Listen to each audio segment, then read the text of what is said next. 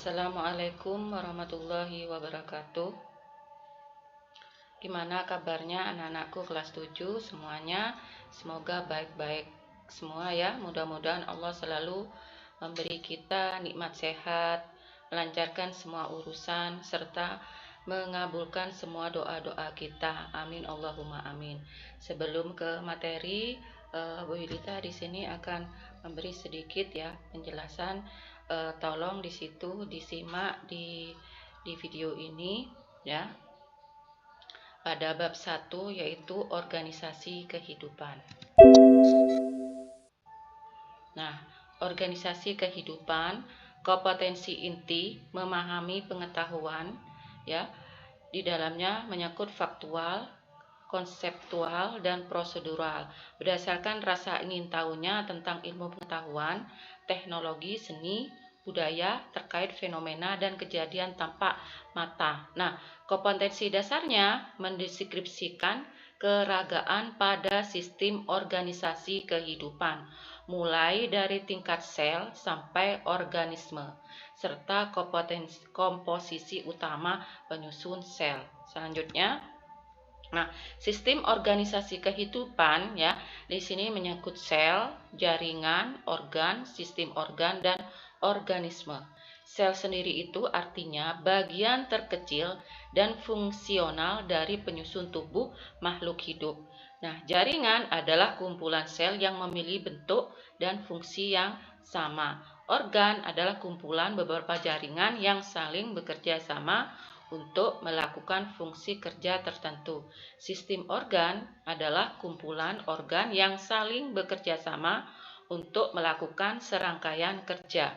Yang terakhir yaitu organisme adalah kumpulan sistem organ, contohnya tumbuhan, hewan, dan manusia. Nah, untuk selanjutnya, bagian-bagian penyusun sel. Nah, selaput plasma atau membran plasma merupakan selaput tipis dan elastis yang bersifat semi-permeabel, hanya dapat dilalui oleh zat tertentu. Contohnya ya, air, oksigen atau O2, ion, zat yang terlalu dalam lemak. Nah, berfungsi untuk melakukan pertukaran zat, yaitu oksigen, makanan, sisa metabolisme, pembungkus sel. Nah, inti sel atau nukleus umumnya berbentuk bulat. Nah, terletak di tengah sel. Di bagian dalam terdapat cairan inti, ya, anak inti dan kromatin. Terdapat kromosom yang berfungsi membawa penentu atau sifat atau DNA. Nah, berfungsi untuk mengatur seluruh kegiatan sel. Nah, untuk selanjutnya ya. Nah, bagian-bagian penyusun sel di sini protoplasma atau plasma sel. Nah, bagian sel yang hidup dan berfungsi mengatur semua kegiatan sel merupakan cairan yang tersusun dari air, protein, karbohidrat, lemak, garam mineral, dan vitamin. Nah, dibedakan menjadi dua, yaitu neokoplasma dan sitoplasma. Nah, dan sitoplasma di sini dibagi menjadi ribosom, pembuatan atau sintetis protein, dan mitokondria, tempat terjadinya oksidasi sel, respirasi sel. Bagian Golgi, tempat ekskresi dan pengumpulan protein atau lipid dari RE ya. RE di sini retikulum endoplasma, sintesis dan sekresi protein dan lemak. Jadi di sini kloroplasma tempat zat warna. Vakuola di sini dibagi menjadi dua, yaitu berdenyut. Berdenyut itu artinya pengeluaran, makanan tempat pencernaan. Dan untuk selanjutnya, perbedaan sel hewan dan tumbuhan. Nah, untuk sel hewan dan tumbuhan sangat beda sekali ya di sini ya. Bentuk sel berubah, tidak memiliki dinding sel. Vakuola kecil biasanya banyak, tidak memiliki plastida atau bagian sel yang berwarna hijau dan mengandung klorofil. Nah, memiliki sentriol atau berperan dalam pembelahan sel, memiliki lisosom atau pencernaan zat sisa atau zat asing yang terdapat dalam sel. Itu sel hewan. Kalau sel pada tumbuhan bentuk sel tetap, memiliki dinding sel yang tersusun dari selulosa. Vakuola besar, penyimpanan cadangan makanan. Hanya satu memiliki plastida, terutama kloroplas. Ya, tidak memiliki sentriol, tidak memiliki lisosom. Nah, untuk selanjutnya, nah ini perbedaan sel hewan dan tumbuhan. Nah, beda sekali ya sel hewan dengan tumbuhan. Dan selanjutnya jaringan. Di sini juga ada jaringan pada hewan dan jaringan pada tumbuhan. Jaringan hewan di sini jaringan otot, jaringan saraf, jaringan penyokong, jaringan epitel dan jaringan pengangkut. Kalau pada tumbuhan jaringan meristem, jaringan epidermis, jaringan pengangkut, jaringan penyokong dan jaringan parenkim. Dan selanjutnya jaringan hewan. Nah, jaringan hewan ini ada dua, yaitu jaringan otot dan jaringan saraf. Jaringan otot di sini dibagi menjadi tiga, yaitu otot polos atau otot tak sadar. Terus yang kedua, otot lurik atau otot sadar. Yang ketiga, otot jantung. Jaringan saraf ya di sini berfungsi menerima rangsang, menyampaikan rangsang ke otak dan membawa tanggapan atau reaksi dari otak ke bagian tubuh tertentu. Tersusun atas sel-sel saraf atau neuron ya. Badan sel ya, dibagi menjadi dua yaitu badan sel dan serabut saraf. Serabut saraf ini dibagi menjadi dua, neurit atau akson atau disebut serabut panjang ya. Terus yang kedua yaitu dendrit atau Dexon atau serabut pendek. Nah, itu untuk selanjutnya. Jaringan pada hewan. Jaringan pada hewan di sini ada jaringan penyokong ya, dibagi menjadi tiga, yaitu jaringan tulang rawan, jaringan tulang keras, dan jaringan ikat.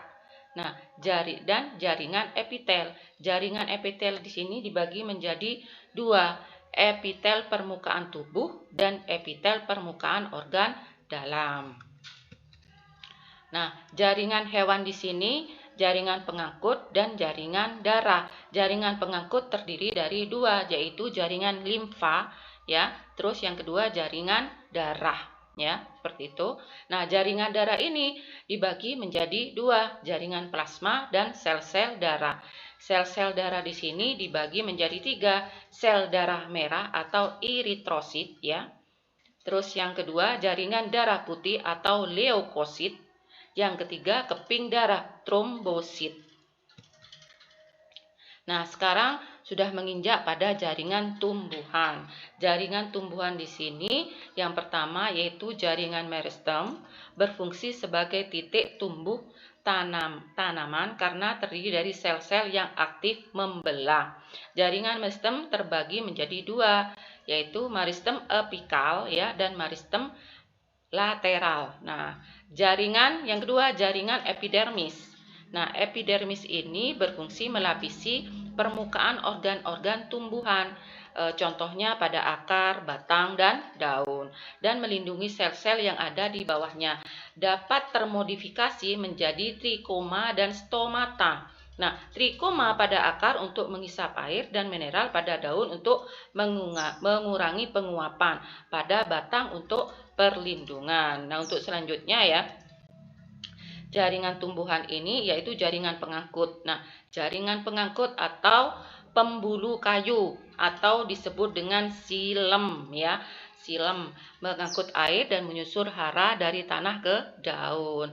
Terus pembuluh tapis itu yang kedua atau floem ya, pengangkut hasil fotosintesis dari daun ke seluruh bagian tumbuhan.